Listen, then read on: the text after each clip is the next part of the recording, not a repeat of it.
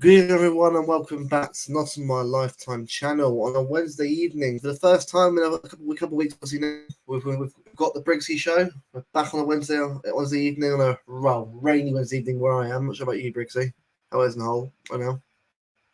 Let me have a look. Standard, not pissing it down. It's just dry. Yeah. Okay. Well, me, it's terrible, but it's what it is. Isn't in a nutshell. But I did, mate. All right. Standard in it, like we were just saying off camera. Then, a lot's been going on in this international break, and I love the October break. You get all fair. You get the rugby league grand final, and we know that was disappointing.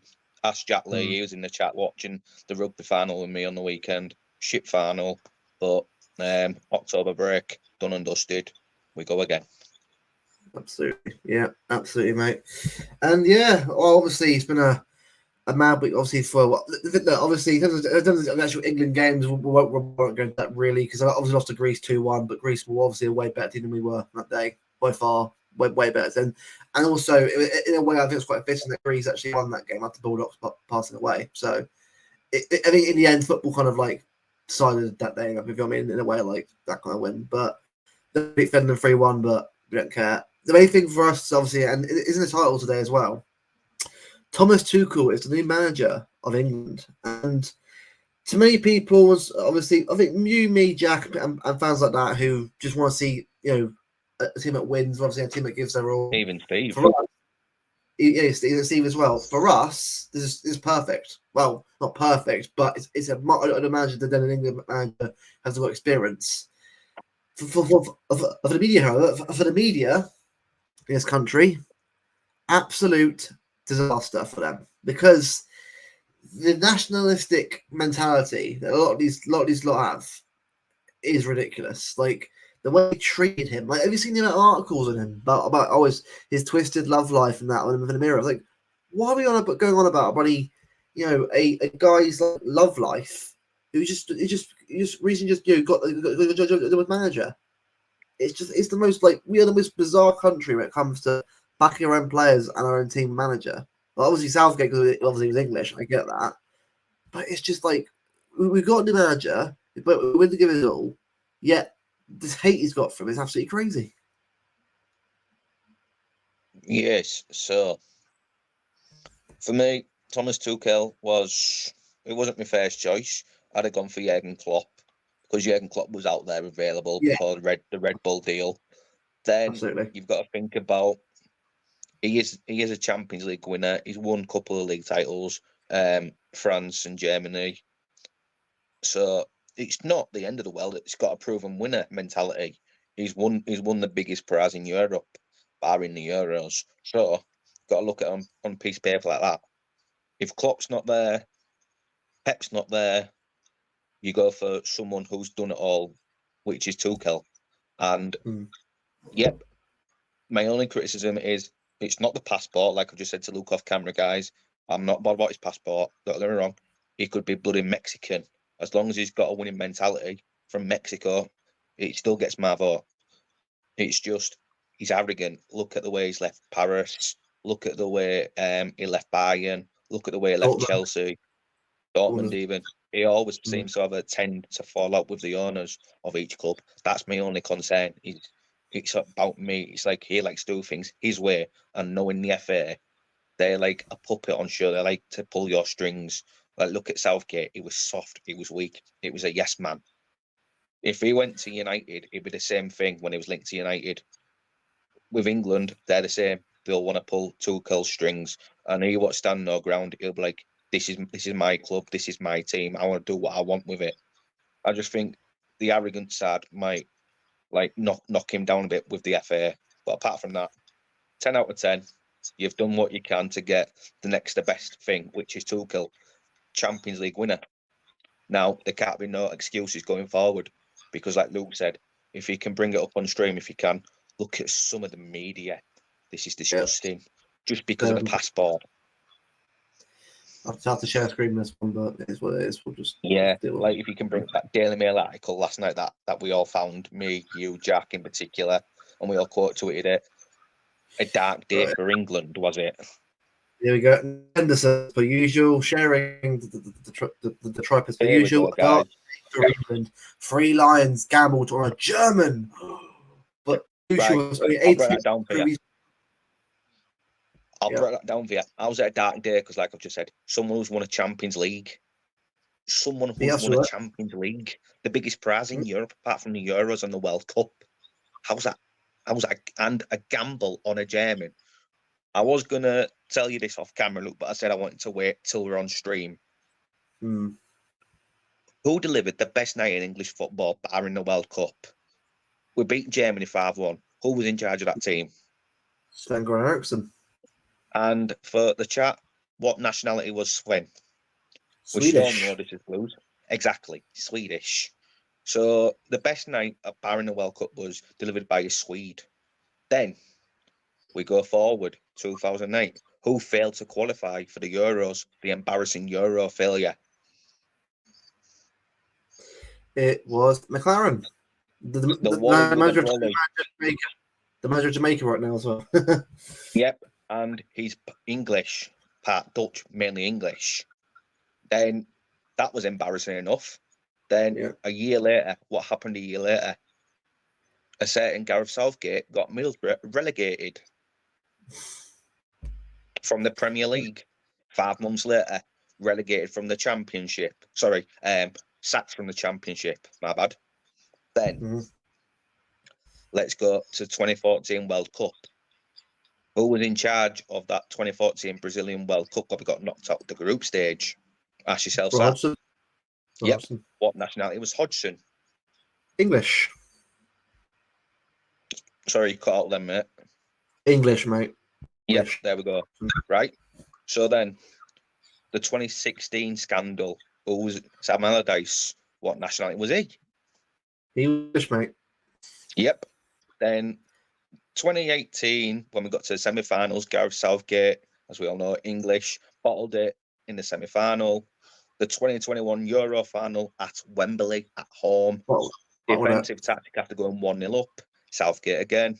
And this tournament for the Euros just gone. Southgate. In between 21 final and 24, Tuchel won the Champions League with Chelsea as a German. So all the evidence, what I'm saying is, how are these English managers any good? And it's a dark day to gamble on a German when yet a Swede delivered the best night, barring the World Cup for England, and a German won a Champions League, and all these England managers have flopped. Exactly, and by the way, isn't just this article from the Mail. I mean, look, is the Mail expects us, but as per usual. But we'll move on up when it's after lows. But Gary Neville saying, "I don't think that there's outstanding candidates. Right, I do think there are outstanding candidates that could have been appointed to English. All right, Gary, let's actually go through that then. So." Let's honest it. The best manager we've got right now in terms of actual play, a manager actually good is probably Graham Potter. Well, let's say it. Graham Potter, Eddie Howe. Oh, at the minute, Eddie Howe, a couple of years back, you might have said Graham Potter, but since his Chelsea flop. Yeah. Where can I just raise something on Gary Neville, actually? Yeah. He can talk about English managers, but he was an English manager himself, and we all know what famously happened at the Camp Nou when he was in charge of Valencia. So he's one to talk. Tuchel has won stuff. Apart from Alf Ramsey, who else has won for England? No one has. 2 finals isn't winning anything. It's just getting to a final. It's a bottle job because one was on your home turf, and the one just gone. We should have literally won it as well again. I know Spain was a better team, but we could have nicked it the other day. We could have nicked it. You never know. And the way we was playing in the whole tournament, this tournament, we've just scraped our luck. It would have been a Greece 2004, but at least Greece actually, and that sign that Greek put up was perfect. I was like, that's perfect, that sign, because it's true. You know, where's your European trophy? Facts. I don't know the World Cup, The Euros is more recent than the trophy was. But barring 66, like I've said, their best night of English football was the 5-1 Germany victory that was delivered by a Swede. Exactly, and it wasn't even a trophy for that. It was a match. That's like we talk a lot, right, for a country that thinks that we're better when we actually won one World Cup. Like, it's still the World Cup. Like we talk a lot. I mean, for a team of that, I just find it bloody hilarious that we are. And then Dean Ashton, a guy who, bear in mind, had one appearance for England, like Lee Hendry, like right, I'm thinking of a Shalabar recently as well. I'm thinking of other players that I want, but yeah, quite a few by the way. So Dean Ashton is talking about actually England a number of times. One appearance, one cap. Fans are underwhelming. Who give a shit, mate? Like, at the end of the day, right? It's a guy that I can at least get into there and really make it his own and doesn't give a shit about names. I'm fine with it. I'm fine with it. Because he won't care at all. Even Danny Mills has made a comment about Tuchel. Danny Mills, bloody hell, man. And Yeah, Carragher as well. Actually confirmed it. Harry Redknapp, Harry as well. Harry Redknapp's done it as well. Yeah, like Allardyce. Harry Redknapp's just bitter because he got shafted by Roy Hodgson in 2012. That's his problem. Exactly. He's just bitter. Exactly, mate. And then so that's only just a number of the articles obviously that we've seen. Obviously, there's more out there as well. Now there was one I'm sure people can find as well if you look it up on social media. I think there was a Mirror article about about his love life. There's an article about his love life and his life. Who bloody cares, right, about a manager's love life? Trophy, yes or no?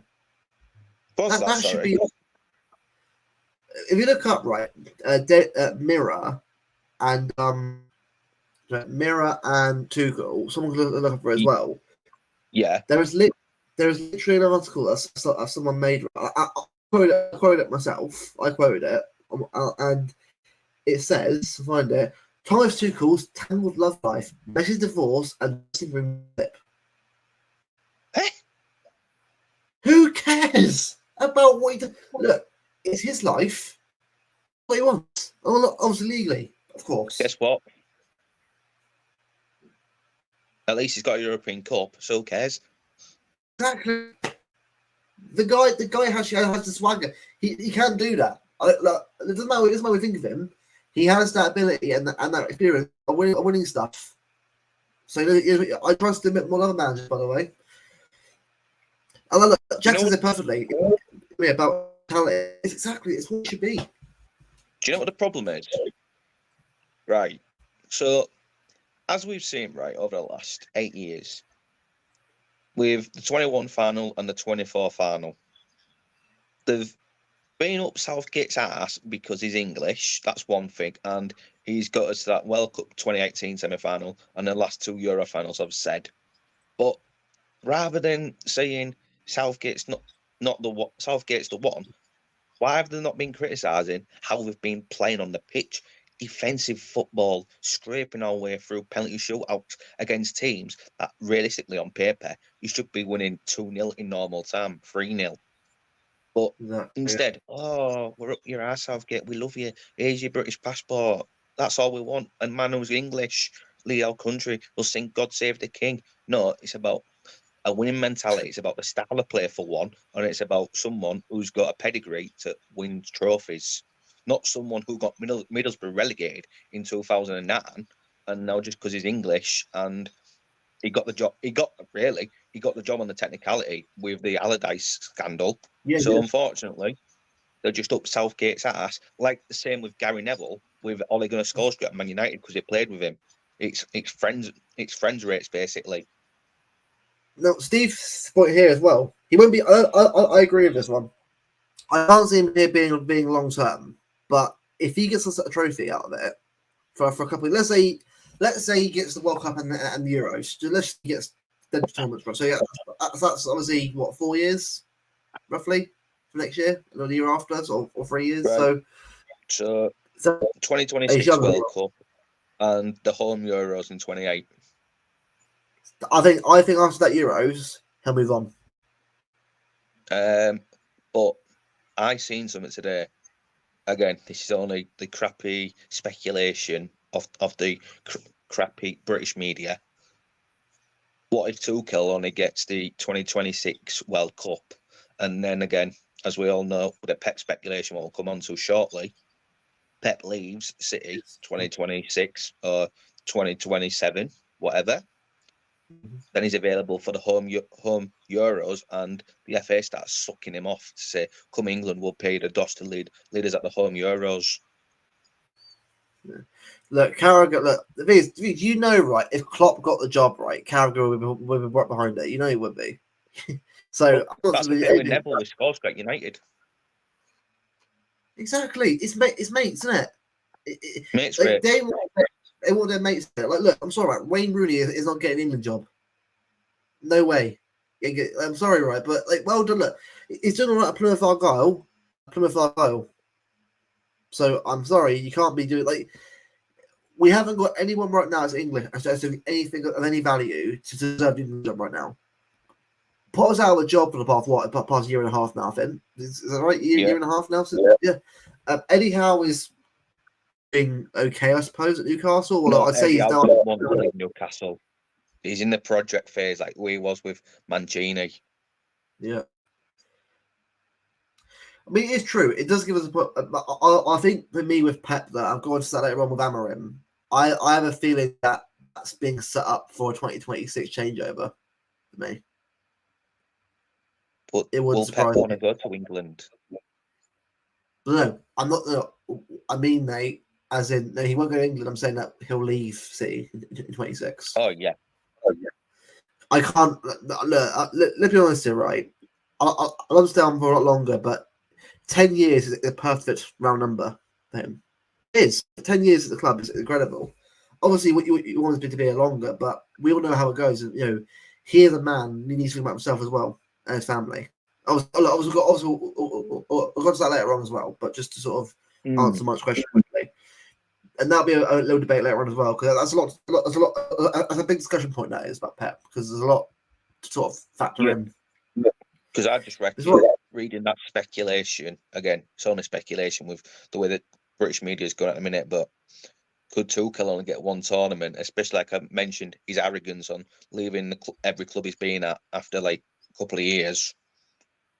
And then does that open a door for the FA to tap up Pep and say, we'll give you whatever you want, just lead us at the home Euros?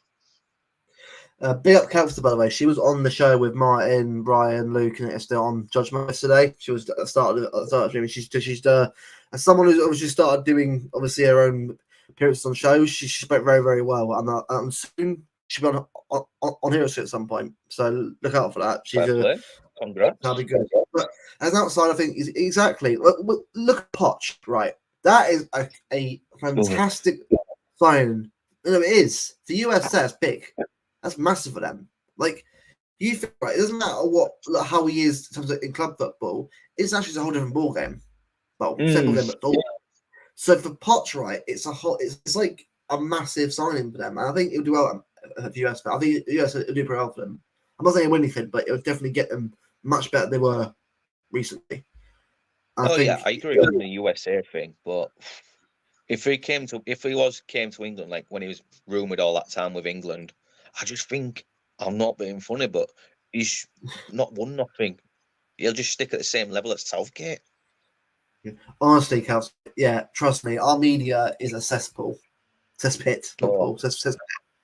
Like, America is bad. I know how bad like Fox and that. I've seen it myself enough times, but we are a cesspit, aren't we, mate?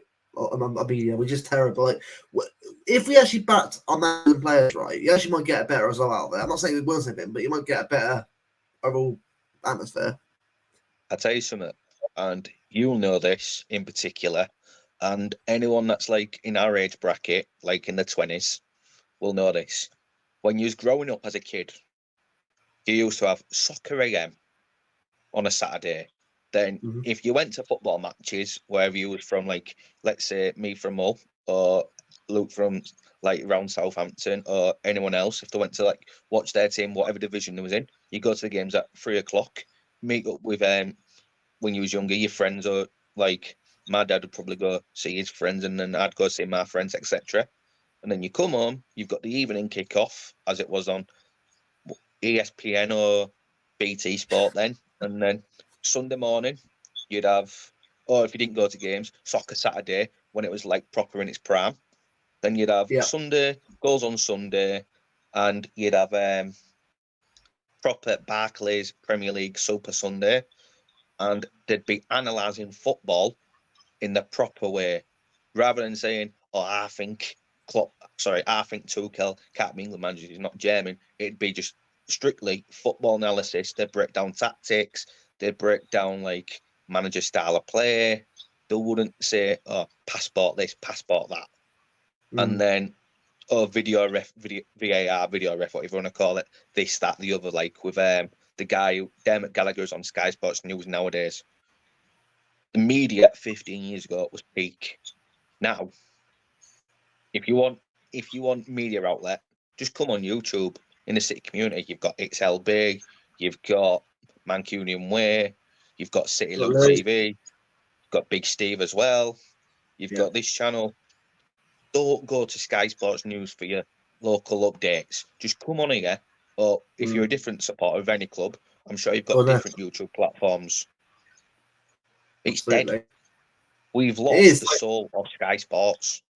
Oh, we have. Like again, you're right. Soccer AM was a massive part of my growing up. Right, into being a football fan. Right, Soccer AM. Even though I say a football focus as well, was something I used to watch a lot growing up.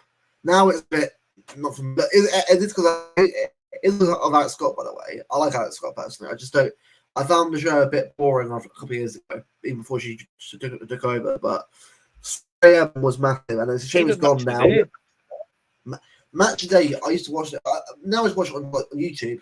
Highlights, cool on that. Do you know what the problem is? It's because it's more opinionated. It's more not football related. It's more about like our APT stuff. It's more about what if Man City this. Then they don't actually break it down. They just slate the club rather than actually give the facts. That's what the British media, BBC, ITV, Sky Sports used to be about. Just analysing the actual football and giving the facts, not giving what they think's the best for themselves. Steve here says it perfectly. English managers do a good job of mid clubs. They're lucky to get a better job than fail. And I see it's so true. Like now, times that we see managers that have started off let's say at Bournemouth, obviously Eddie Howe. Look, obviously at Newcastle right now. So he's doing Newcastle. I'm not saying that's the same thing. Maybe a exception to the rule. But people wonder why there's no English managers that win. But it's because they're not good enough. Like, look at Lampard and Gerrard. Look at their careers. Obviously, Scott Parker. Will Still. Liam Rosenia. He's doing all right, but again, it's a Strasbourg. Yeah, but he did all right a whole last season, but then they fell off because of injuries. No, honestly, I like that. I like Liam Rosenia.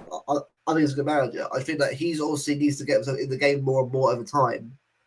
I think obviously he'll know himself. Obviously as a pundit before as well. I think some managers who are English know what they need to do, and good on them for obviously doing that. But the ones that just carry on thinking that their name or carry them through always get found out straight away. But yeah, that's what I find a lot of these managers. I mean. Well, yeah, I did say I think USA also went to Mexico. So I think 2-0. It's more than a thing. I don't remember the score, but I know Mexico beat them today. I just don't know why. Like all these pundits, like your Gary Neville's, Danny Mills, even Redknapp. Harry Redknapp, to be fair, is a former manager, right? I don't know why did after having Gareth Southgate for 8 years English, and took him to that level where after the Iceland 2016 defeat under Hodgson. English. Then Southgate's rebuilt the country. Yeah, took them to 2 finals. That's like in a scenario. That's like Jack Lee said to me all the time. That's like Arteta going from 8th to 2nd. But to go to that next step, they might need to get rid of Arteta and get a proven manager in that's won stuff and can take him to that jump. And for that, with Southgate, he's done his bit. Yeah, he's done his bit. But who has won the Premier League that's English? No one. No one. So Tuchel is that next step. So I don't know why, like Harry Redknapp, Danny Mills, and all that lot, Dean Ashton, are happy with saying, "Oh, just give someone because he's English."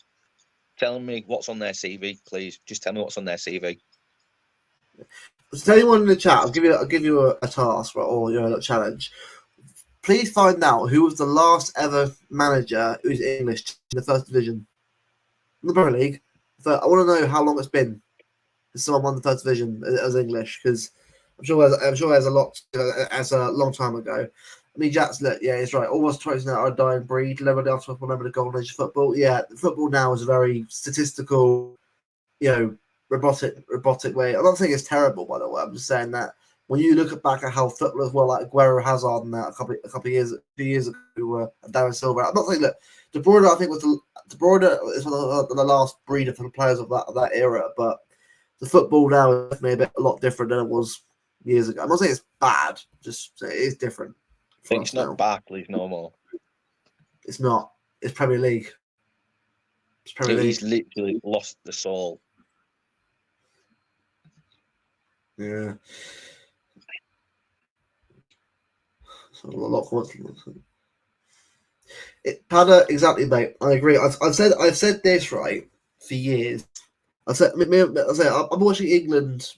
I'd say since the 2010 World Cup. I mean, before that, I didn't care anyway about the World Cup anyway. But I'll get a little bit more.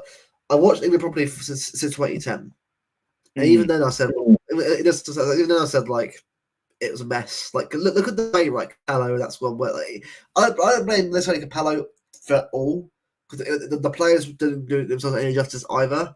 But when we look at the tournament and the team we had back then, we should have done a lot better than we did. A lot better than that. Like the draw of USA, USA team we weren't that good at that point. They weren't that good at all. USA at that point, and we drew because Rob Green put his own net. What was it? Rob his own net. Algeria, who by the way, Algeria at that point weren't that good yet, and we're getting to a high level Algeria. I mean, obviously Mahrez came through a couple of years after, and we get to obviously a high level team. And we just about beat Slovenia, who Slovenia back then were pretty well. They weren't a bad team, Slovenia. But I think that them now under Seshka players now are way better than they were then. But we had a group that we should have easily won that. Well, I'd say comfortably. I'll tell you why. So, like what I said earlier was about we should be beating all these teams on paper in normal time, like 2-0, 3-0, whatever, yeah? And half of them teams in that 2010 World Cup, you should have been beaten comfortably. But the problem is, your Gerrards, your Lampards, your John Terrys, your Rio Ferdinands, Joe Cole on the wing, Ashley Young on the other wing, for example, Rooney. It was all club rivalries. It was all like, oh, I'm the best player for the club. I should be starting. So, like, Gerrard and Lampard didn't have that chemistry together, did they? Nope, not at all. Because they wanted to be the number 8.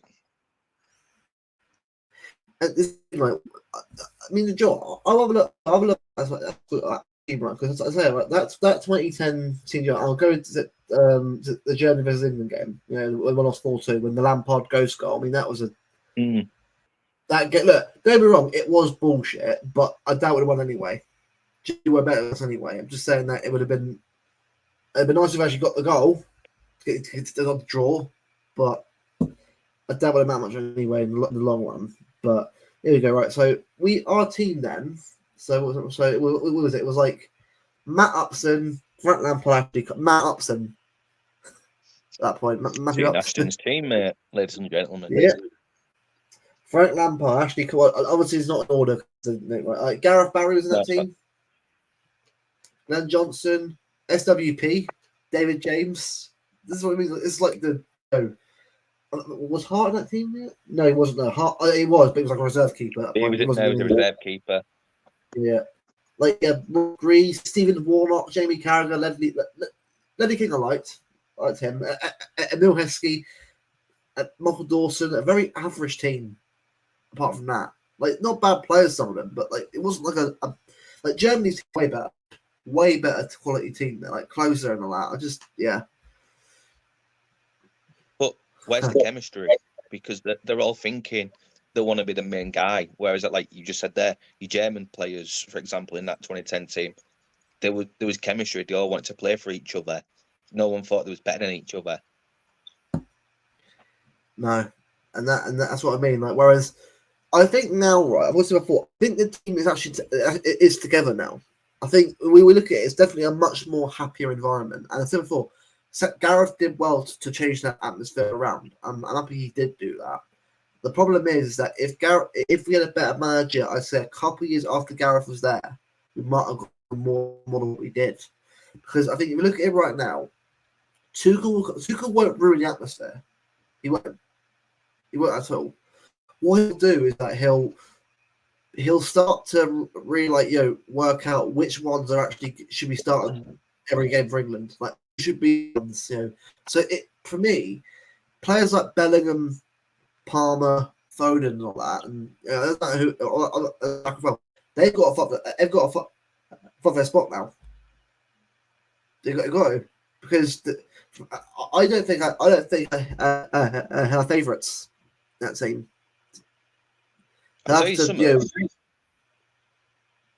Off topic, but fair play to Lee Carsley the other night for snubbing Harry Kane. Didn't play him in that. Yeah. Was it the first game or the second game? It was Greece. Now, don't be wrong, right? It wasn't a great overall performance, but that showed some leadership. Yeah. Look, Carsley for me, right? I have a lot of respect for him because he actually said, "You know what? Take for me." And good on him. Like, he's not a bad coach, by the way. I just don't think he's good right fit anywhere near right now. He's doing a great job for 21. That's why he's doing well right now. He's doing a great job for them. Get them obviously to win games. Obviously, is it McAtee's doing well right now? Obviously for them, doing really well for them right now. Harbaugh doing well. It's a great team coming through right now for us at the moment. But his job is there. He's not an England manager level yet. Nowhere near that right now. I think the fact that he accepted that was actually quite respectful that he knew, and a lot of managers will actually do that, but he admitted it in person as well. I think that's great. But yeah, I think for me, like this kind of managerial change, I've asked this for years. Not necessarily a foreign manager, but someone that's going to rile the feathers up a little bit, everyone. And someone that will get drilled into Harry Kane and say, "You're not the golden boy." Jude Bellingham, you're not the golden boy. Your place is not guaranteed. Because I heard in the past that how much he likes Phil Foden, Tuchel. He does like Foden. I think I'm not saying we'll unlock Foden. Look, Foden himself's going to do a lot more as well. He has to. The whole team's going to do a lot more. If we're going to beat it has to be the right team, the right formation, the right system. It's got to be right. I think 2025 needs to be the start of a whole new system of play. So we've got to start to see a bit more progress in how we're playing football. There are also results obviously important as well, but I want to see an identity in this team, a style of play. What I would say is though, the system could be a bit difficult because, again, it's going to be a complete overhaul to like what a Southgate team would look like, and Tuchel's not going to have like a full 3 weeks to say here's how to play my system. He'll only get like 14 days if he's lucky, and then obviously he needs to find that balance. So like, can he like mix his own system with like a Pep Guardiola system, so Phil Foden doesn't like learn a new style of play, and then it's getting a bit confusing. Because even, let's say, was Mason Mount part of that team in 21? He was. Now that's an interesting one I want to bring up. So he'll have a familiarity to that system, but not everyone else will. So they need to learn the new Thomas Tuchel system, unless you know it from Chelsea. Now I think that might push Mount. Now I know that you know anywhere right now he's not playing well, but it might push him to push more to the team. I'm not saying like Reece James as well, like, out injured for a lot, but it might push him to get this up. we've got a lot of players overall that missed out as well. We've got a lot of good players overall in our team as well that are doing really well. We've got quite a good pool of players, mate. The first time ever, I say, a long time. We actually can do a really good squad of players for that World Cup. It's just retired, but it's just about, like I say, are some going to be able to adapt to that system? Because it's not going to be. It might be similar to a Southgate team, like with his defensive shape, but it'll be a bit more high pressing, a bit more exciting. Because I don't mind defending. I don't mind it. I actually like it how we are defensively. I'm never against that in tournaments. I want to see us going forward a bit more aggression. Because if I tell you right now, if the team gets better at attacking, we'll win something. It will, because we've got such quality going forward to not do that. Obviously, football's football. If we ever lose a game because obviously we're unlucky, or whatever, it is what it is. I don't mind that. But put the effort in, pitch, attack, midfield, defense. Okay, whereas put all the effort in. Win the game is what it is. On the chin, next game. But at least go out every game fighting. That's what I want. It'll be more press, more fitness, more aggression. That's what I'm trying to say. Like, the conversion between Southgate was like, just defend, boys, and we'll just counter. Whereas Tuchel, even if we had Klopp, or if they did get Pep right, they would still want more aggression, more press. Yeah. More fluidity, more speed. Yeah. Southgate was slow. Yeah. But by the way, Kel's obviously making a poll about last night's stream. I'm not sure we watched Harry last night's stream. Obviously, I'm judging. The panel with Judge Moore. Yeah, that was you know what? Everyone did well that stream. Everyone did very, very well. The comments were crazy. Jack as well. The comments were mental. They were absolutely crazy. Like, in terms of how horrible people were. But everyone stood their ground really well. Yeah. Didn't look great, but at least Luke said, do your own thing, you're a good lad. So fair play to, like, even Luke defending you. I mean, that's what City community is all about. It's just exactly. when you go on them channels that are our own, you know that you're gonna get a few abusive comments, whether it's like discrimination, like abuse, or any abuse really.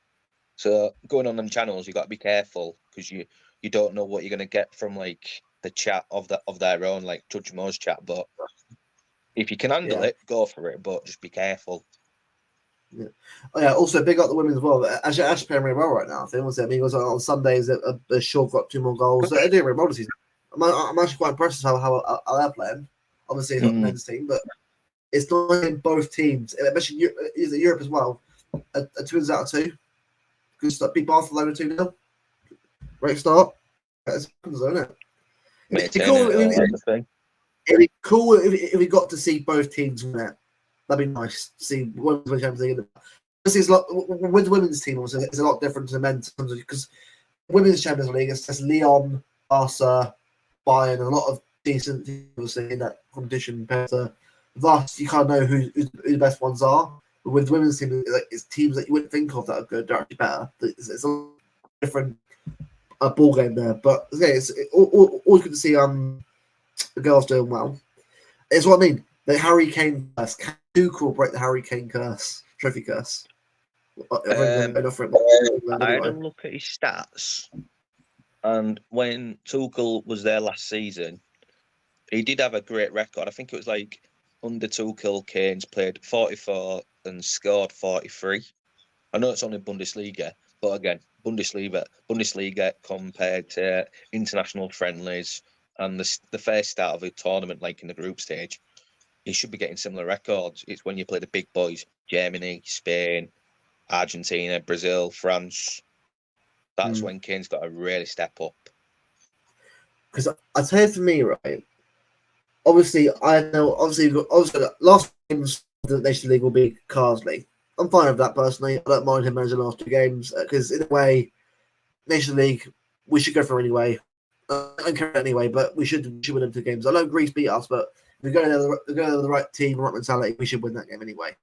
But I think for me, it's just the fact that I'm actually quite intrigued. I know obviously I hate the breaks anyway, but I'm actually intrigued to watch Tuchel now. I won't mind the March break. But you know what? Let's see how he does. I'm actually interested to watch the game because now there's interest again. Like with Southgate, kind of it got boring to watch. Whereas with Tuchel, all right, it's not it's boring football. No, a bit of aggression with a bit of defending. If there's that, give it a go because I mean I want to see which players step up for him, which players obviously won't make the cut. It's gonna be 2025 will be a big year in terms of how we're gonna look at that will happen in 26. It's gonna be interesting to see how. Yeah. Here's something for you. You're gonna like this, and so will the chat. What happens if we get into the World Cup quarter-final or the semi, and we have to play Germany? Ooh. Chat, you can answer this as well. What will happen if we play Germany? What's the response going to be like from the German crowd, and what's the response going to be like from the English crowd with Tuchel? How will Tuchel react if Germany win or England win? I think it'd be feisty. I have a feeling. Right? Nagelsmann was in charge as well. I think Tuchel's going to want to beat Germany, especially after how Bayern and Dortmund went. I think it would prove a point. Trust me. Imagine if it was a final as well. That'd be insane. Or a cup or a quarterfinal game or something like that. That'd be good to watch. And that's it. Do we go political? And if we play Germany, does he sing the German national anthem while wearing the England badge? I think he will. I think Tuchel has a lot more respect. I think for the team man. I think he'll probably respect the fact that he's obviously managing us. Yeah, I'm not expecting him to sing it because I know he's not English. But if he's respectful during it, that's enough for me. I don't care who sings it as long as you just doing your job on the pitch. That's what matters to me. Yeah. It's up to you whether you want to sing it or not. I don't really care. I'm not going to do anyway. It's like you're a footballer or a manager. Your job is to do what you need to do. I don't care what you do in terms of singing and stuff or whether you agree with it or not. Just do your job on the pitch. That's what I want to say. No, I agree, but it's a case of when we play Germany, whether it's in the World Cup or the Euros, it'll happen with Tuchel in charge, I reckon. But what's the response? What's the reaction going to be like with Tuchel playing Germany? And then I'm not finished. What happens if there's a little spat between any manager? So, like, if we're playing Brazil, if we're playing Colombia, I don't know. And we know what he's like when he played Conte, Chelsea, Tottenham. I want to see that. I'd love it. Charismatic atmosphere on the sidelines with Tuchel in charge. That's why I'm actually excited to see him manage the team because he has a bit of gumption about him, a bit of passion about him. I'm looking forward. Yeah, and obviously it's next year, so I've got a lot of time before that happens. But it's nice to sort of at least have a chat about it and bring it up. Yeah, imagine Conte at national team. What? And then he plays bloody England, and then Tuchel and Conte start scrapping again. Jesus. I love that. Follow on the pitch. I'll be there. Brilliant. No, honestly, no. Look, I say, overall, obviously, we'll move on obviously to the next topic now. But big up Tuchel, obviously. I wish him all the best. To him, he'll do well. I'm behind him. You're behind him. Everyone in the chat's behind him. I hope he does well for him. I hope if he can win us a trophy and shut that media up, I'm all for it. That's what I will say.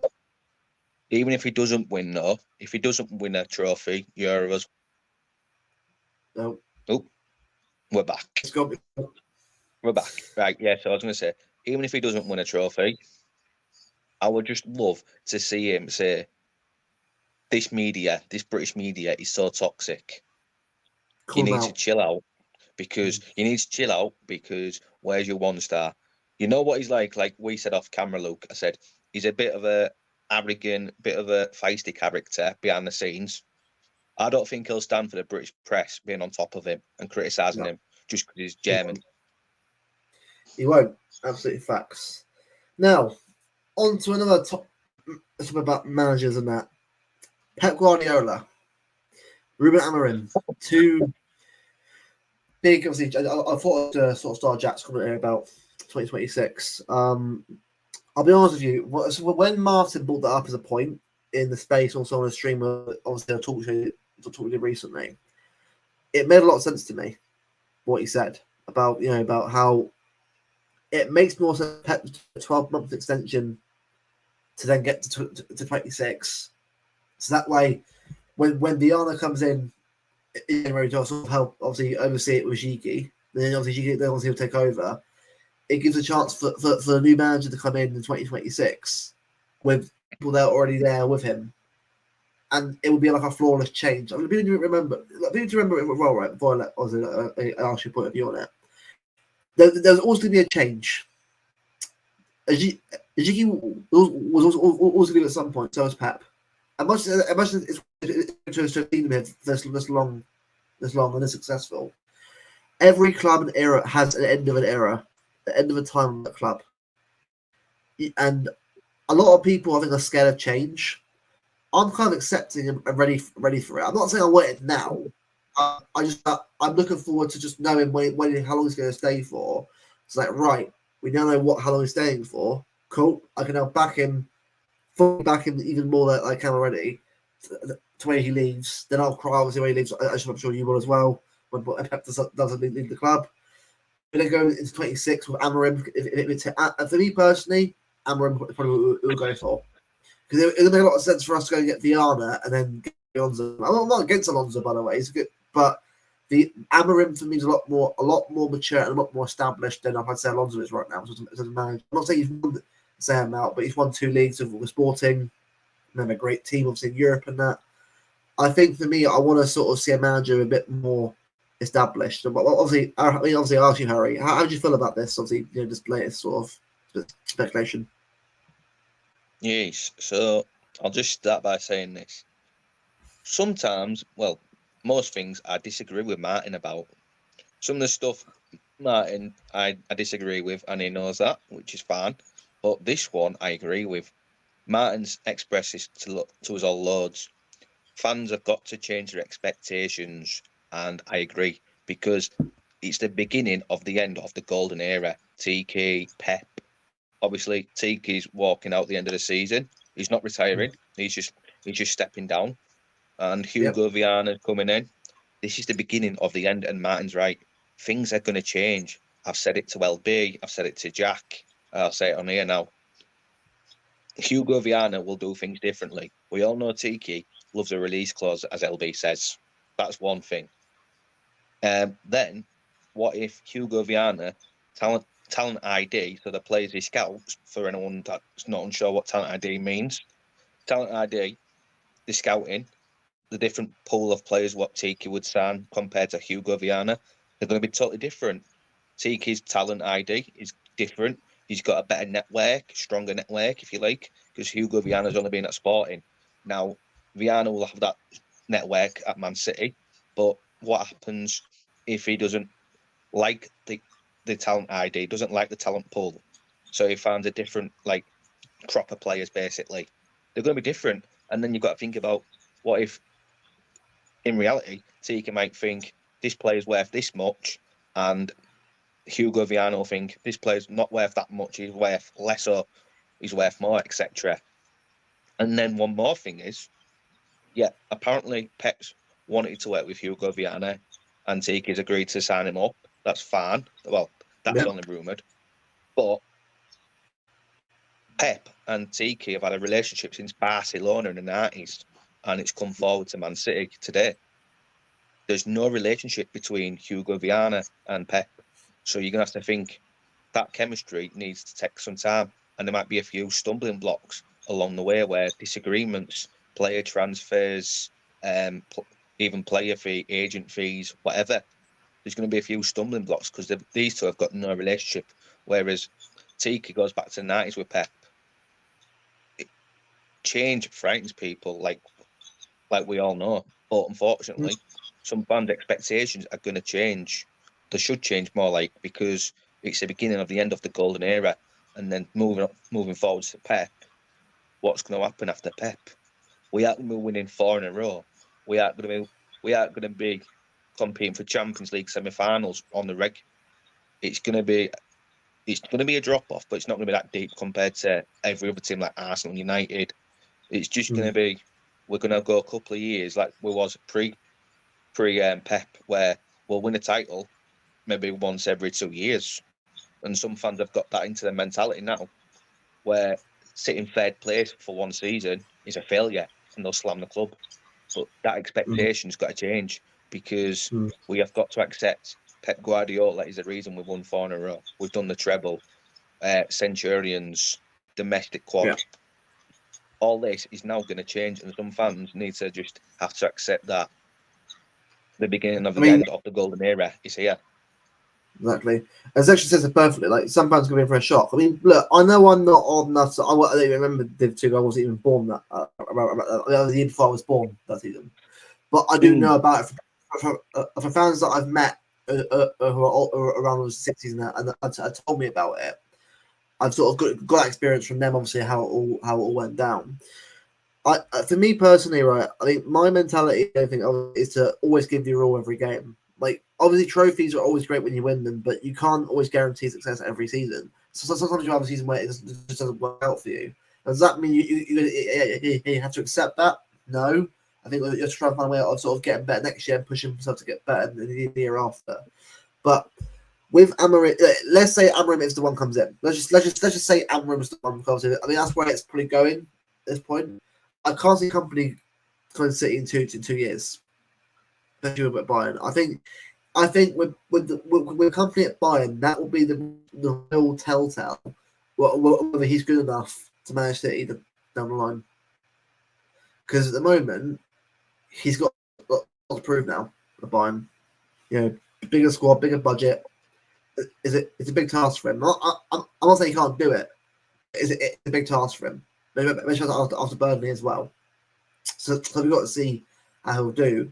Alonso is also a good manager. I get everyone wants Alonso, but you've got to remember Alonso, right? One great season at Leverkusen is great. Yeah. It's brilliant, but it's one season. Yeah, I was going to say stop there. I was going to say stop there on the Alonso stuff, because you need to see more of him. Yeah. So that's what I mean. So I think for me, that Michel guy. For me personally, it is Michel Amorim. I'll probably go Amorim because of Viana working with him beforehand. But again, it's all down to from the side. Who's the right fit for the job? And also, I'm sure we'll know at some point anyway. I think we'll definitely get a Pep nothing to say he's on an extension. I'm sure they'll find out who the next manager is after Pep. But I think until then, what we've got to do at the moment is just focus on the here and now. Yeah, we can't panic about 26. We're talking about this year to go and 25. A long, I know that's not far away, 26, but I'm just saying people can remember we got this season to go through as well. We've got a bit of time before we get to that point anyway. So let's just think about it for the moment. Wait till the news comes out about it and go from there. Till then, let's just focus on what we have to do as fans about the club. 100%, I agree. But all I'm saying is, people need to just accept it's the beginning of the end of the golden era. And absolutely, we're going to go back to before Pep, where it's like Mancini, Pellegrini, win a title every couple of years. We'll still be up there 100%, but it's not going to be win 4 in a row, basically. And that's what some fans have got accustomed to, as Martin says. It's about some fans just went first place every single season. We can't do that after Pep. What I'll say is, though, as well. What I'll say is as well, though, is that we have no idea as well the landscape of managers in 2 years' time. A lot can happen in 2 years, mate. Football can change like that. A lot can happen. We have no idea if Arteta will be there in 2 years. It probably will be, but I'm just saying he might not be Arsenal in 2 years' time. Chelsea, Maresca, will he get better? A Slot as well, will he get better? A lot of teams right now are still going their phase of change. So we're at a point where we're like the dominant team. obviously got Arsenal as well, but we're the dominant team because we've got a manager who's been there for long and that's established for that long. Whereas other managers, whereas like Chelsea and Liverpool have new managers in place. You got United have got a manager that's failing, who should still in a job still. I don't know how he is, but that's them in a nutshell. And Tottenham has got Ange, but Tottenham are a whole different ball game of mess there. You can't. So You can't put Ange in the Man City category. I can't stand that guy. I'm saying about the managerial landscape to the league. Right now, it's not quite that high. It's like Pep's there, Arteta's there, slots like that. It's like round at the bottom. Yeah, there's a lot. It's not. In 2 years' time, it could be a whole different ball game. So what we got to do at the moment is sort of take it what it is for right now. Right now, all we're hearing is rumors, speculation. I'm not saying them wrong, by the way. I'm just saying that what they're hearing right now, a lot can change in football. Things can change like that. Like that apparently we're after or going to get can change in the next week or two based on people on behind the scenes stuff. Like Bellingham meant to go to us, then it also went to Madrid. It can happen. So all I'm going to say is, let's just, obviously, that no matter what happens after Pep goes, it'll be a drop off. I'm not saying it'll be like a massive drop off when we're absolutely terrible, but we've got to accept as well as not only you and me on the chat right now, but the ones necessarily that are younger who are used to all the success constantly. There might be a drop. I'm not saying we'll win nothing. I'm sure we'll win. Pellegrini, Mancini. Exactly. Every couple of years. Obviously, Amorim could do the exact same thing and be as dominant as well. But again, we have no idea. We have no idea what will happen after Pep. It's like anything can happen after Pep goes. So what we got to do is just, no matter what happens after Pep goes, behind the team and focus on no matter what. Because I'm actually quite interested in what happens after Pep. So see where we go next. Because look, I'm not ready to go just yet, but when he does go, fair enough. At least we'll know what to expect. But the main thing for me is that I think as long as we sort of get certain futures of certain players sorted out by the time Pep goes, then that's the main thing. But especially with this season, was it De Bruyne as well, that contract question. But yeah.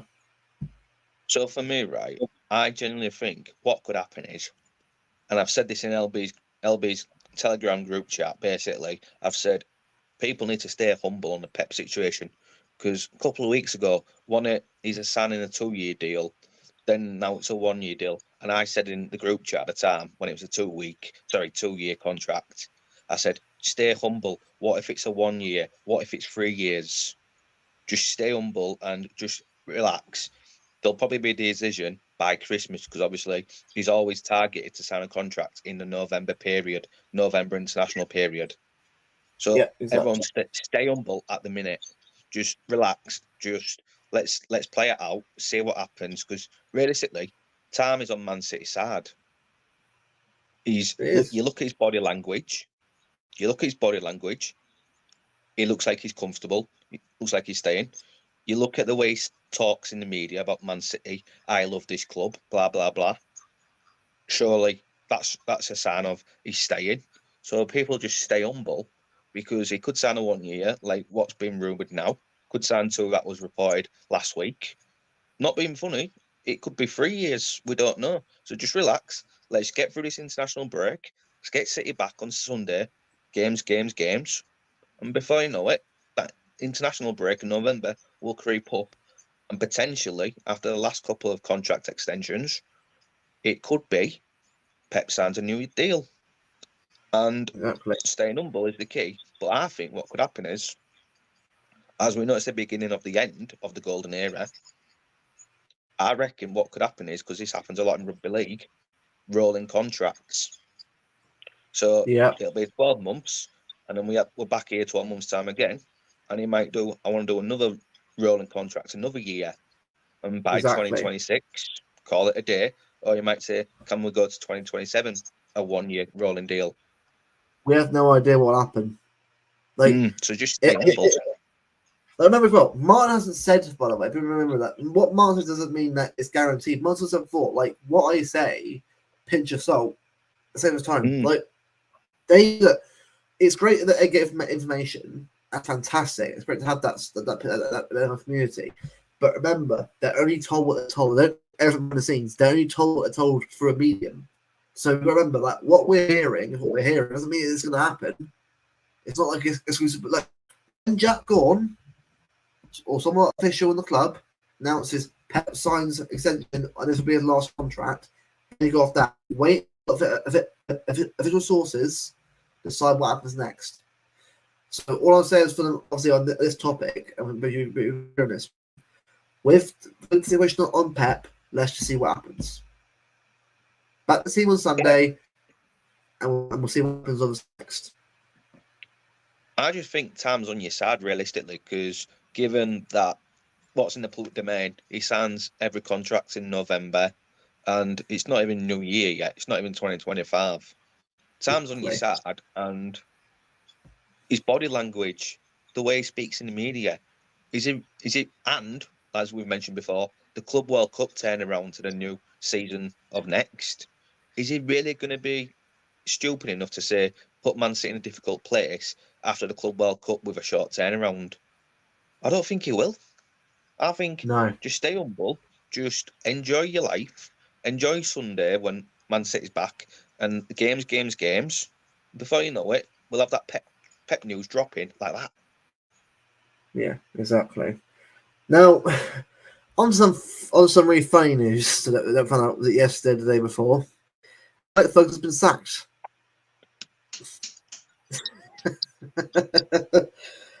Honestly, we have a proper board. Yeah, we have a proper like, I'm sorry, right, but that club, right, are nowhere near. Even under Ineos, are nowhere near it, mate. They are nowhere near any kind of control, any kind of like understanding what they need to do. Jim Ratcliffe is an idiot. I've seen how he's run Nice and Luzerne, mate, and it's a fucking disaster. So, honestly, for me personally, this is great watching this absolute catastrophe. And the fact that Ten Hag's still in a job as well is hilarious. Like the fact that we've still got more hilarious comedy to come. It's fantastic. And it just, for me, right, I don't sorry whatsoever for United fans. That's all. The amount of arrogance they've spilled, the amount of bullshit and shit chat all these years are, and we're winning this stuff, right? They have the cheek to say, "Oh, feel sympathy for us." Like, no, never will, mate. Like, you've won all that stuff, right, and chatted the absolute rubbish about other teams, about us, we're playing shit, and you still talk about us constantly about how bad we were, how much we hadn't won. There's no way you can get any kind of sympathy from City at all, mate. So, I'm just, I'm absolutely loving it. And obviously, I'm not saying he's been like officially gone from the club, but I just the way that they sort of announced that as well was just hilarious, honestly. See, what's going to happen is he's literally, like you say, he's not being officially sacked. He's still a non-director, non-executive director, whatever. But the fact they've literally just said, "You finished, mate. Like you're not going to be a proper committee member, a full-time committee member." Ten Hag's literally in a job, and he's killing United. And you've sacked your club legend. Let's say when Pep eventually does call it a day, imagine if he says, "Yeah, I want to stick in the CFG, or I want to stick around Etihad campus and be on the board." We're not going to throw him under the bus.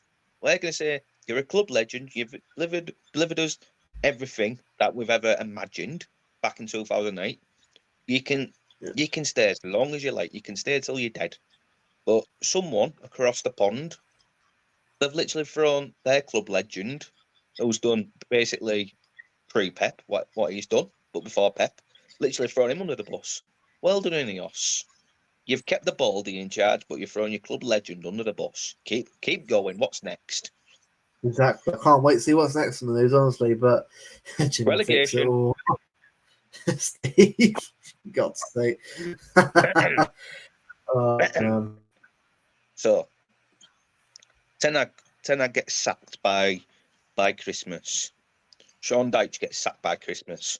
I'd like to take this opportunity to thank Jim Ratcliffe for offering me, Sean Dyche, the job as head coach on a permanent basis as Manchester United head coach.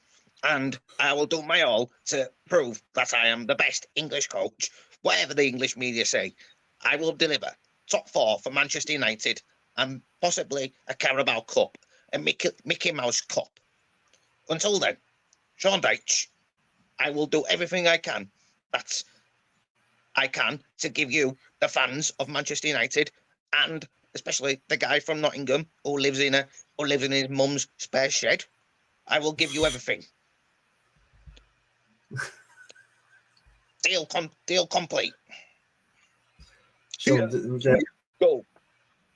Make it happen, mate. If Dyche goes to United, mate, it's the fun bandit era.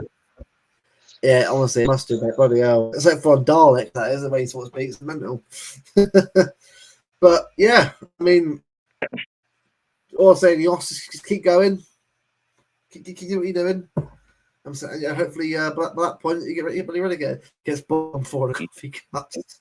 Yeah, Ten Hag will be sacked, and you'll have Sean Dyche on the top favourite to be appointed next Man United manager. Here we go. I can't even do a Romano. No, but at least you'll be trying at least. But do you know what? Obviously, before we obviously end the stream, do a prediction for Sunday. I do want to mention something else actually. Yeah, and I'm sure it will interest you. The ticket affair system. I was going to ask, because it's come up again obviously with City Matters obviously coming out obviously today and sort of saying that the club don't plan on bringing through tickets. Now, I kind of understand why with the stand not being built yet, but the thing is, the stand is going to be built. Was it next year? Is it going to be done? End of 2026, isn't it? I think so, but I'm not saying that's going to be. I think a few things obviously being built around it, but I get it right now, right? But the thing is, I just I don't know how to feel about it, because like I get like I see both sides. I'm not playing advocate. I'm just sort of trying. I can see both points of view, but the thing is, right? The current system the way it is right now, like they're wrong. I'm appreciative to have a membership that I can use to get home tickets, obviously games. That for me is fine. I don't mind that, as long as it's done properly. So someone can just buy it throughout the year and go on. It has to be more. It has to be there maybe during the summer. You buy it then. Let's say you don't buy it at a certain time. All right, that's it. You missed out that chance, and then do it for. I think for me, there has to be stuff put in place for it to obviously be a lot more fairer. That's what I think of it personally, and also the pricing as well. It is ridiculous. I mean, I'm not saying it should be like 10 quid. No, I'm not being that pretty stupid, but it's got to be 30 quid, 35. So, like, around how much was your Southampton ticket? So membership was let's say 51 obviously initially, but with membership discount it's about 46. Right. So it's not bad, but for Southampton, you should be targeting £30 to £35. It should be that much money at all. Because they're not the same team they once was. They're like a relegation club. They're not like mid-table to Europa League stand no more. No, it used to be ages ago, but they're way off it now. Way off it. So 51 is a bit much. Just forget the discount for a minute, but 51 is a bit much for a relegation team. Yeah, I know, like, we're the 4-peat champions, just won the Champions League last year, but 51 is for a relegation team. I'd be saying that's more of like, so like category. Imagine if it was category A, category B, category C. I'd say 51's more fairer to the category B teams, but not for a relegation team. No, I agree. I think the thing is, right, I'll go on to Steve comment here about Super League in a bit because I've got a good point about that. But section here, perfectly, the process getting out of hand. It is like merchandise is like £100 for a shirt now. And I go by obviously what I do. I go to different sites to get that done. You know, that's legitimately, yeah. And I get it for like £13 a go. Let's just say. Don't put me on that. Again, I'm sure if you go out there, you'll going to find one. But I'm not going to pay £100 for a shirt. I know it's the club, but I'm not made of money. I get some amount of money each month, and that's all. I mean, I love this club as much as anyone else does. Obviously, everyone else does, but the thing is that they charge way too much for that loyalty. The loyalty gets pushed down like fans that are hardworking, right? That work jobs like 9 to 5, wherever it is that you do to get earn your money, right? £100 for a shirt is ridiculous. 40-50 quid for a game against it's a relegation team, and I'm sorry, like it is what it is. It's but it's it's ridiculous how much these things cost, and even the food as well. At times is ridiculous. Like everything's inflated. A blue ouch cost you £5.9, right? Which is and with your season ticket, that's where your season ticket discount. Your season ticket discount gets you 5%, so whatever 5% on from £5.9. to 25. My maths is crap, but yeah, but it's not that much. It's not that much. You can get the blue ouch, which is everyone's favourite drink at the Etihad, by the sound of it, especially the 18-25 people. Blue ouch is our favourite drink, and you can get that from B&M in England for a can of £1.40. You go to the Etihad, and it's like £5.9. It's just the same can. And the thing is, right? People are surprised. I'm so surprised that the club's doing this. I'm like, well, I'm not really surprised if I'm being honest with you. The way football's going now, it's been going that way for years. It's a shame because it's why a lot of these ticket holders who are older end up just bothering anymore. I'll tell you something, lad. What? So when we play Feyenoord in the Champions League next month, only today they've announced the ticket information for that Champions League game against Feyenoord next month. But if you're a season ticket holder and you're on the cup scheme, your cup scheme comes out tomorrow, and they've only released the information today, and it was this afternoon they released it all. So less than 24 hours, and you've got to pay out maximum £40-50. The cheapest ticket is £20, I believe, and you've got to pay that tomorrow. And the thing so if you're struggling on your budgets, exactly. If you need more time to prep, you're basically mudded because you've literally comes out anytime tomorrow. It could be midnight tonight, it could be 9 o'clock first thing in the morning, it could be midday. You've literally got slap bang tomorrow to pay minimum £20 for your Feyenoord cut scheme ticket.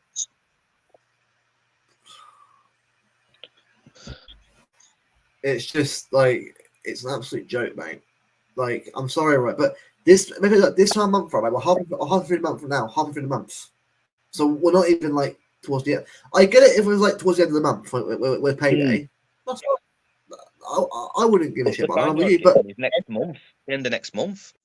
So why is it now? Why not before why not like a week before? We've not even played Prague yet, have we? We haven't. No, it's that's this week. I've not even been to Lisbon yet. It's just an absolute piss take. Is what it is. Like, and look, don't get me wrong, right? Look, for me, right, I support the team. I support the manager, right? Look, obviously, the club by association. The club for me, of the past, let's say 5 years, obviously since the success really sort of started coming in full flow, it's changed. But look at the way they are now with fan groups. Like not necessarily for not like the stadium atmosphere, but more the fact that issues. The way that they treat fan groups, it's a disgrace. And the only way you'll ever change that is if you target the PR. Because it sounds like they're Arsenal, but a lot of these clubs don't like it when they get negative press, negative representation, which affects face. So basically, if you make a difference now, you've got to target the club's representation, so you force change through. But that's not what City Matters was there for. City Matters is there to offer a fan voice, so they can have a say in what goes on behind the scenes. And I just find it now that it's just, I mean, Paul, I've seen tickets obviously said himself today about how it's like a paper towel thing. I agree. It's not, hasn't got any bite to it. There's that I don't trust him enough because it's like the club control it. There needs to be a proper fan voice to say, right, we've got a say in this.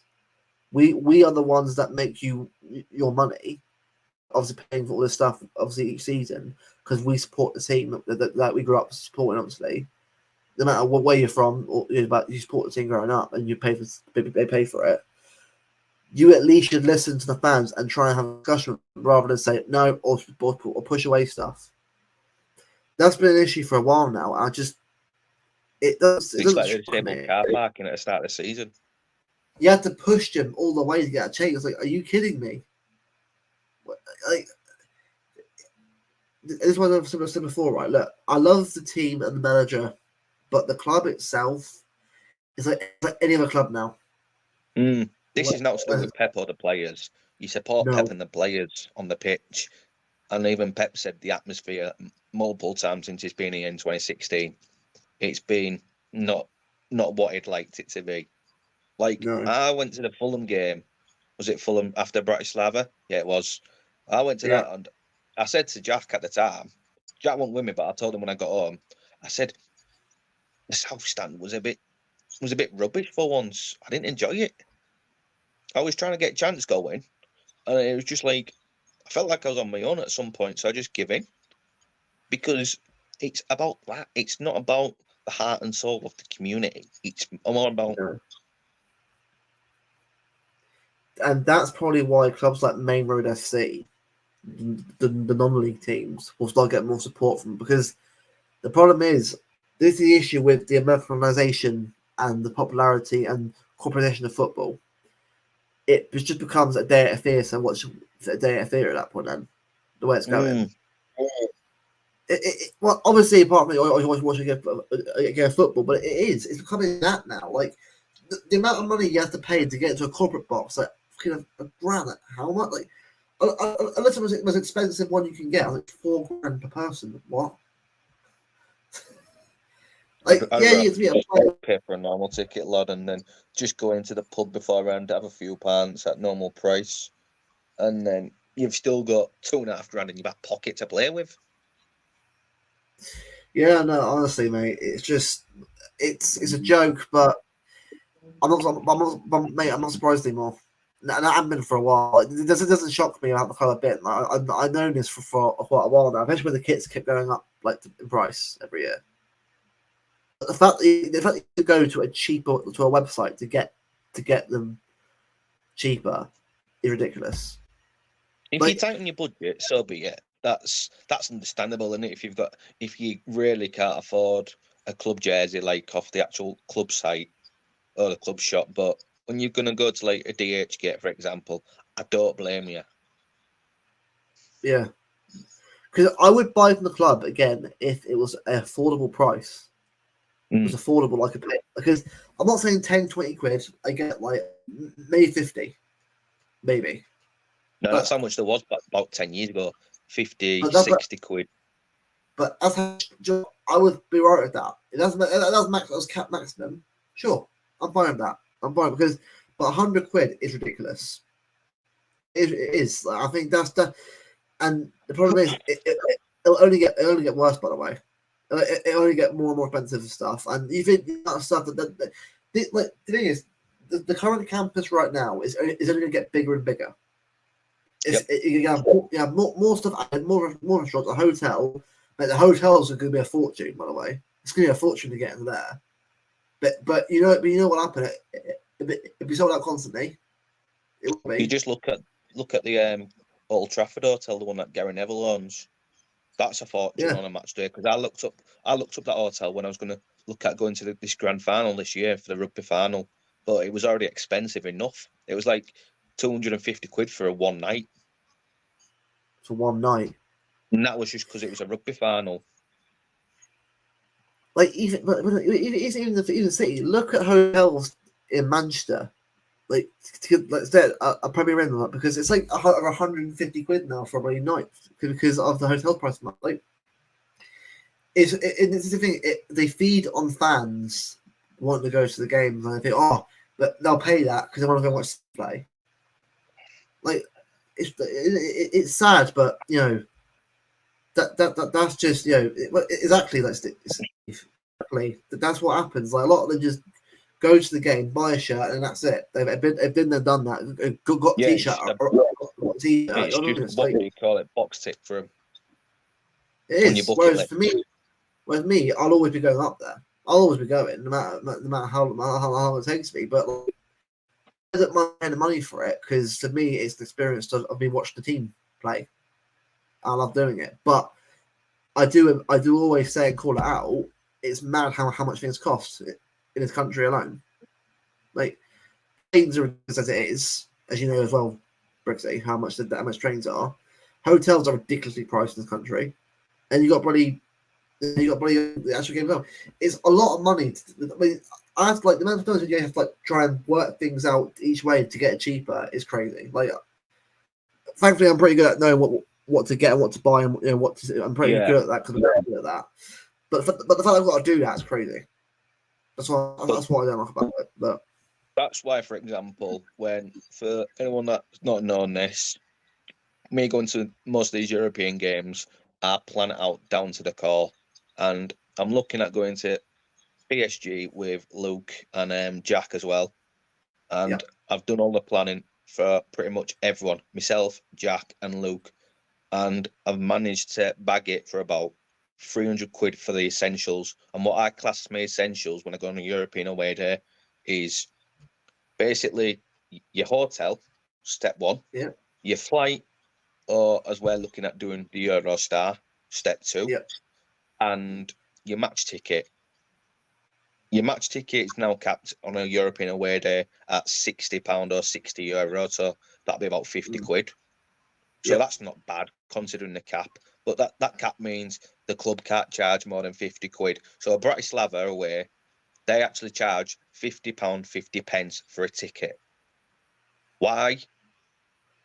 Because they saw Man City coming to town and it was a big payday for them. Man City against Bratislava, that Bratislava don't even come into like a Southampton basically. They'd probably come as a championship club, and they're charging the City fans £50. So because that's the max cap, they could have charged less, but they didn't want to. Probably Paris might be about 40 quid, maybe. Let's say 40 quid. Yeah, you could get that for 20 quid. Eurostar are valued between 80 to 120 pound, which isn't bad considering you look at the price of English trains in this country. If you're from England, look at the state of the pricing. 80 to 120 quid to go from England to France is actually good. That's a good price. Yeah, your hotel, I valued it for 3 nights at about €350, which is about £320. I've managed to cap all that between myself and Jack and myself and Luke at about all three things, shared essentials at about 300 quid.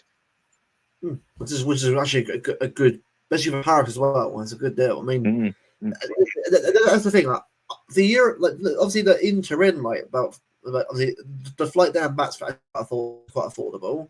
The hotel, obviously, if you get an Airbnb or something like that, is cheap. It's actually quite good for about 3 or 4 nights. Like, it's mad how you can actually afford. You can actually afford, right, to stay in Europe for 3 or 4 nights, and it is actually just to spend 3 or 4 nights in this country somewhere else. Like, that's how backward it is. That is like going from Manchester Piccadilly to London Euston.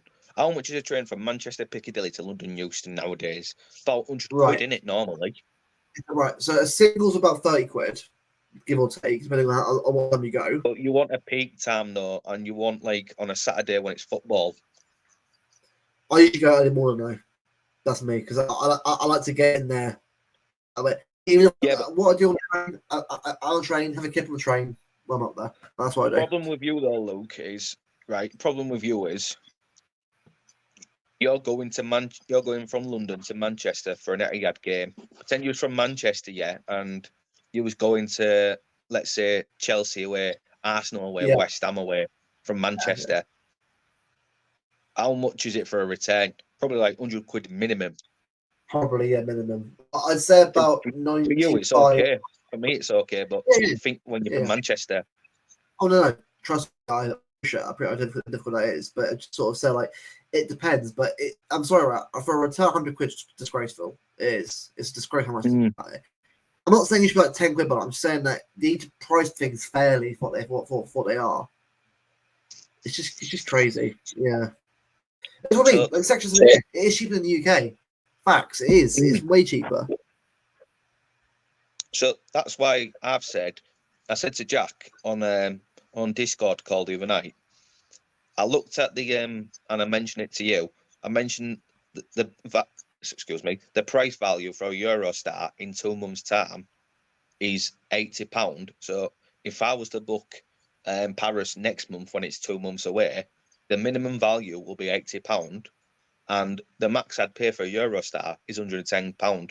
Which, when again you look at Manchester Piccadilly to London Euston, and I want to value going from London St Pancras to Paris for no more than £110. What's the winner? That's what I mean. Yeah, and look, that's sadly the way it is now. It shouldn't be. It really shouldn't be. It should be in a way, right? If it was the other way around, UK was cheaper to stay towards abroad, it'd make a lot more sense. It would.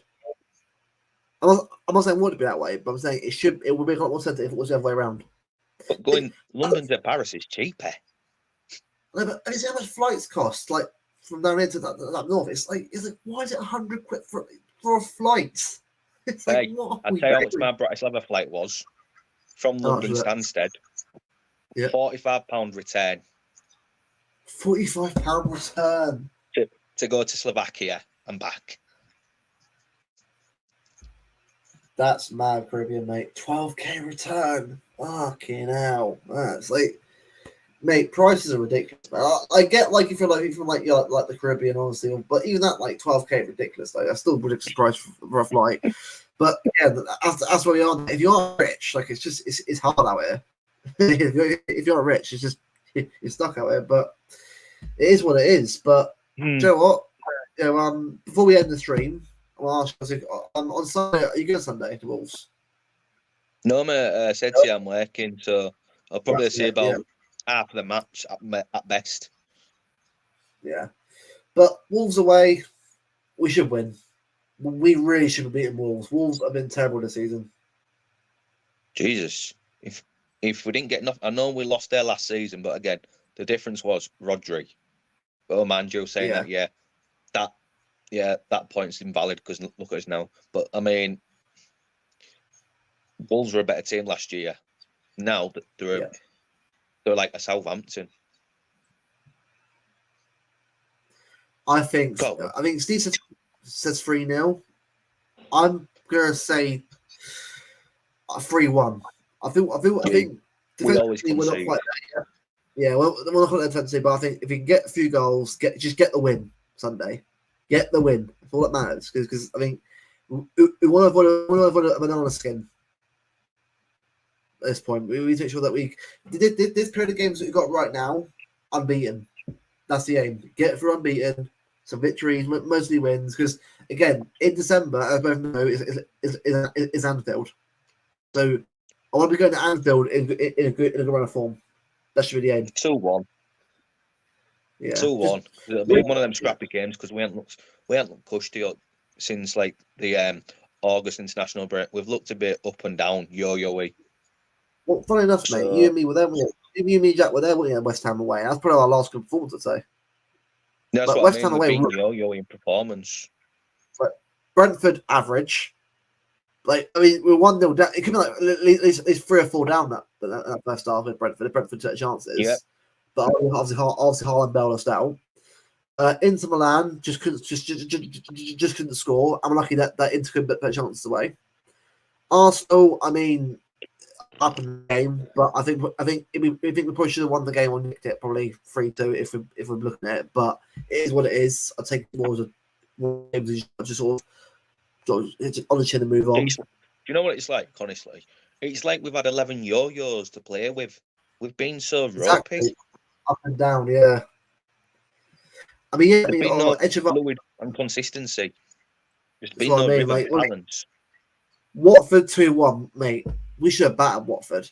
How are we doing that game? Like, I know it's League Cup and doesn't matter, but like, come on, man. Like, you got to be doing better than that.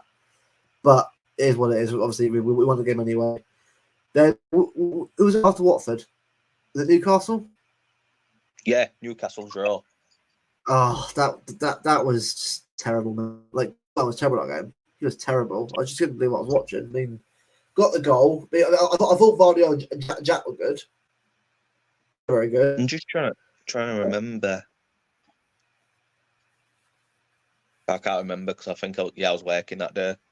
I saw most of it, but that was about it. We were pretty shit apart from that. I know we didn't lose, but Newcastle weren't good anyway that game. I mean, and a draw out of it, but didn't lose. Is what it is. But after that, we had was it Bratislava away after that? Yeah. Obviously, Bratislava won, which is the main thing. Was what counts. They're not standard. But then Fulham, we did win, but we were not great at all. There were certain players that stepped up. I just think it's like LB and Martin, them two in particular said, yeah, all right, performances have been a bit ropey, but before Newcastle, we was top. I think eventually, if we keep having these ropey yo-yo performances, we'll get caught out by a better team, like when we go to Anfield. When Tottenham come to our place in the Prem, we'll get caught out. So we need to find some fluidity again and just go back to being what we was like at West Ham. But that's what you and me were saying. Jack's been saying. Bella's been saying as well with me as well. We're not panicking because we know that this team will get better for the rest of the season. But that doesn't mean you can't call out the performances, and they haven't been good really. I mean, we're second and we haven't lost a game yet. I'll definitely take it to how I've been playing. But we can't just assume that we'll beat Wolves comfortably or Southampton comfortably. I know Southampton are at home, but Southampton won against Arsenal. Arsenal won great against them and just got 3-1 in the end. So we've got to make sure that we go into these games and get the job done. That should be the priority. The 3 points is what matters right now. And start getting some performances together. We'll see what happens, but yeah, eventually, if it was to carry on, we could end up going through like a rocky patch like November last year up to the Club World Cup. That is true, Steve. I mean, I think as far as I'm aware, De Bruyne's back for Sunday, which is great. It's great news. I think we need him back in the team again. But yeah, better fresh De Bruyne, a bit of creativity in there. Because Foden's been a bit hit and miss, so a hit and miss for all season. So I mean, he's come back and not really been his obviously he's just come back from illness and injury. But I just know, he needs to get into it. He's getting into it, but yeah, I think that's probably a long stream anyway. It's got quite a lot obviously today. Did a lot of catch up, which is good. Hopefully Sunday we can get the win. The priority, just make sure we start the run of games off with a win. So we go into Prague in good form, and obviously Southampton the week after. And obviously after that is it on the way after that? Southampton, yeah, Tottenham Cup. Yeah, so after that's Bournemouth, there's Lisbon, then Brighton. That's it. Lisbon, and we will be live from Lisbon again, guys. Don't worry. We will be. Yeah, we will be. Turin will be a last-minute stream. Yeah, it will be probably, but it's fine. Work it out. At least it's been a nice climate, at least. A bit warmer for you in Lisbon. No, mate. I'm just gonna go up there, seeing what it's like. If it's cold, I'll bang an hoodie on. If it's warm, we'll just go with the trackies. Oh, I'll be good. Yeah. Walker refresh, but don't Walker refresh, mate. I don't want to. I just hope that you'll see what it's like. Oh man, I can't wait for it, man. I can't wait for it. It should I've be a sold good one. Jack the Dream. Jack's on board to go to Paris. That's good then. And we'll have this conversation off camera. Yep, we'll have this conversation off camera, and it'll be like, yeah, I'm getting there, going to Paris, but I've sold Jack the Dream. He knows what the European dream is like. I mean, how many Euro games have you been to? You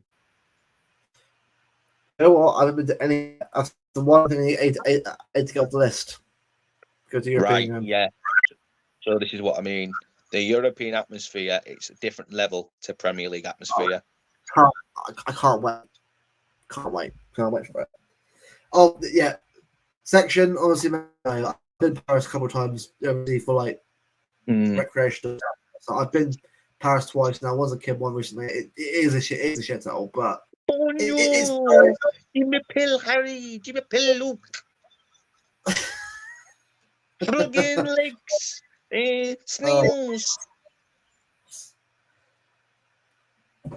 Should be fun. Any injuries? As far as I'm aware, no. As far as I'm aware, no injuries. I mean, anything to Brigzy that you've heard of? Injuries? We've had nothing from our point of view.